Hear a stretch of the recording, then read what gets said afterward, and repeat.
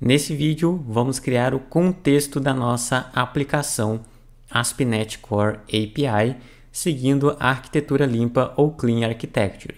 Mas antes de começar, já vai deixando aí o seu like e se inscreva aqui no canal para receber mais vídeos como esse sobre tecnologia e programação. No último vídeo eu deixei aí um desafio para vocês, que é criar as classes restantes que estavam faltando, né? Antes de eu demonstrar como criar o contexto, eu vou mostrar aqui o desafio que eu deixei para vocês, né? O resultado de como ficou as classes que estavam faltando.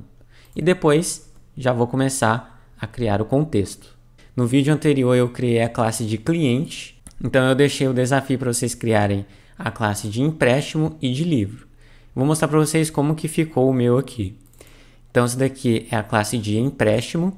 Eu nomeei diferente, tá? Eu mudei algumas coisas, mas fica ao seu critério. Então essa daqui é a classe de empréstimo, ficou dessa forma aqui. Criei aqui o ID do cliente, livro. Aqui eu tenho as duas datas, né? Data de empréstimo, data de entrega, se foi entregue ou não.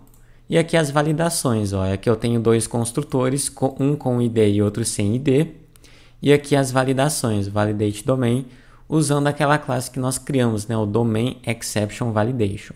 Agora a classe de livro ficou dessa forma aqui. Eu tenho aqui aqueles atributos, né, de livro. Aqui a mesma coisa, ó, eu tenho aqui os dois construtores. Vou colocar aqui um pouquinho para o lado para vocês conferirem. E aqui eu tenho o update, né?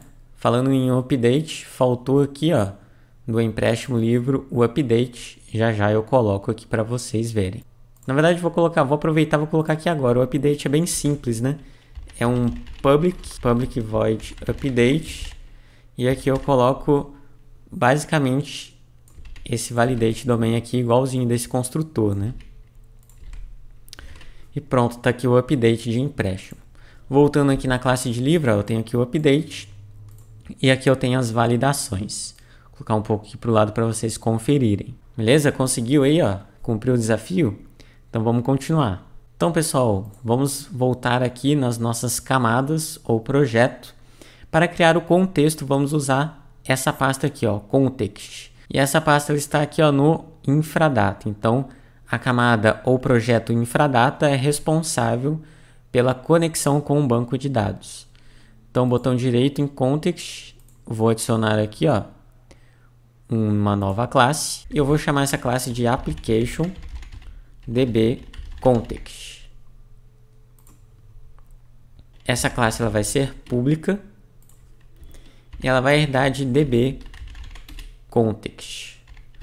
Vamos importá-la aqui. Eu não tenho aqui a opção de importação porque o meu projeto infradata ainda não está com o Entity Framework Core instalado. Então, botão direito nele aqui, gerenciar pacotes do NuGet. Eu não tenho nenhum pacote instalado, vamos procurar pelo Entity Framework Core. Então vamos pesquisar, na verdade, assim, ó, Microsoft.Entity Framework Core. Vamos instalar aqui, como nós estamos utilizando o SQL Server, vamos instalar esse daqui, ó, SQL Server, final SQL Server.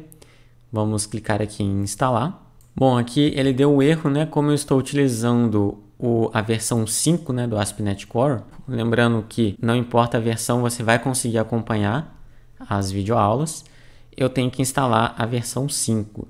Então vamos vir aqui, ó, novamente fazer a instalação. Então vamos instalar a versão 5 ao invés daqui, ó, da versão 7. Vamos descendo aqui, ó, vou pegar a última versão começando com 5, instalar e pronto, foi instalado. Vamos instalar também aqui, ó, o Microsoft Entity Framework Core Design. Vamos instalar esse daqui também. E também vamos instalar o Tools. Vamos ver se ele está por aqui. Qualquer coisa eu pesquiso aqui, ó, .tools. Para a gente usar o console, depois a gente vai precisar. Também na versão 5, no meu caso aqui. Se você está utilizando o .NET 7 ou 8, já tem até a versão 8, se eu não me engano, você pode já instalar a versão mais recente. Pronto, pessoal, por enquanto é isso. Vamos voltar aqui no nosso contexto. Vamos tentar importar. E agora sim eu tenho aqui, ó, using. Importei ele aqui. Então eu vou gerar o construtor. E eu vou passar como parâmetro aqui o db context options. Vou chamar aqui de options. E aqui para instanciar corretamente, eu vou passar aqui, ó, base Options. Então agora nós temos que informar aqui para o nosso contexto quais serão as tabelas lá do meu banco de dados, que eu vou informar, fazer a referência das minhas classes que eu criei aqui, ó, cliente, empréstimo e livro. Não sei se vocês lembram, mas nos vídeos anteriores eu demonstrei para vocês o Database First, que ele gera o DB Context, né? Eu até tenho ele aqui, ó. Olha só, ele gerou o contexto aqui para mim. E ele faz exatamente isso, ó. Ele faz as referências da classe que ele mesmo gerou aqui usando o db7. E é isso que nós iremos fazer manualmente agora. Public db7. E aqui eu coloco a classe. No caso aqui, ó, cliente. E aqui o nome que vai aparecer lá no banco. Eu vou colocar aqui de cliente. Na verdade, é o cliente. Eu não gosto de deixar no plural, vou deixar no singular mesmo. Isso vai de cada um. Vamos duplicar aqui 2 vezes. Cliente, temos aqui o empréstimo. Vou deixar aqui empréstimo. E temos aqui o livro. Essas 3 entidades. E agora nós temos que informar para o nosso contexto a configuração das entidades lá no banco. Por exemplo, cliente tem um relacionamento com o empréstimo, o livro também. Então, isso eu tenho que informar para ele. Outras coisas que eu também tenho que informar é a configuração de cada campo lá no meu banco. Na hora que ele gerar, ele tem que saber essas configurações. Por padrão, por exemplo, a string, se eu não configurar nada, por exemplo, cidade tem que ter no máximo 50 caracteres. Isso eu configuro aqui no meu contexto. Se eu não configurar isso para ele, por padrão, ele vai gerar lá na minha tabela do banco um varchar max, ou seja, não vai ter um limite de caracteres aqui para a cidade. Até tem um limite lá no max, mas é muita coisa. Então, por isso que é recomendado você configurar aí os campos que vai ser gerado lá no banco. E fora outras coisas também, né? Se vai ser required ou não, campo obrigatório ou não. Então, para isso, vamos sobrescrever, ó, protected override void onModel creating. Aqui eu vou passar como parâmetro model builder, vou chamar de builder, e aqui eu vou usar o base.onModel creating e eu vou passar aqui a builder. Para ficar mais fácil o nosso código, eu não vou configurar aqui que nem foi configurado quando nós geramos automaticamente o contexto.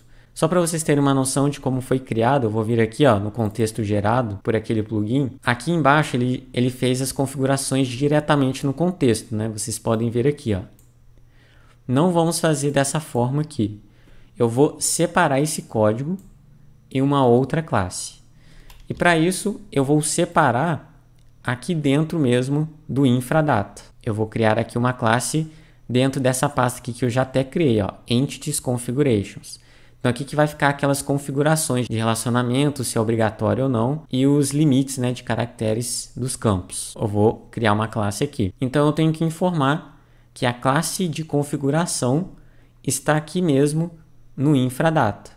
Então eu posso configurar, eu posso informar para o meu contexto que as configurações estão no mesmo assembly. Então fazendo isso, ele vai procurar dentro do meu projeto infradata a configuração e aplicar essas configurações. Então, para isso, eu vou usar o builder.apply configuration from assembly e aqui eu vou passar, ó, o type of e eu vou passar aqui o type of application dbContext, né, que é a própria classe que eu estou aqui de contexto. Eu vou pegar o próprio assembly dele. Pronto, fazendo isso, ele vai procurar as configurações aqui no meu projeto infradata. E essas configurações eu vou criar no próximo vídeo. Beleza, pessoal? Então é assim que você cria o contexto da sua aplicação. Primeiro você herda de dbContext, se você estiver utilizando o Entity Framework Core. Cria aqui o construtor, passando aqui o dbContext Options. Passa as entidades com o db7 e, por fim, a configuração das entidades. No próximo vídeo eu vou fazer essas configurações aqui das entidades e também utilizar a Migration para gerar as tabelas no banco de dados. Beleza, pessoal? Então, muito obrigado por assistir até aqui. Já vai deixando aí o seu like e se inscreva aqui no canal para receber mais vídeos como esse sobre tecnologia e programação. Então vou ficando por aqui. Falou, até o próximo vídeo.